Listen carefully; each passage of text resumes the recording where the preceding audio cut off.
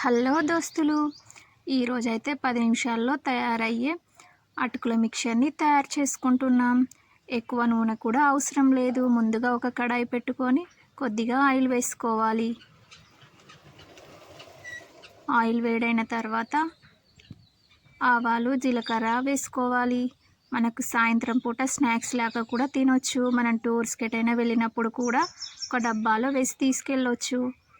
కొన్ని పచ్చిమిర్చి, పల్లీలు, పుట్నాలు వేసి వేయించుకోవాలి.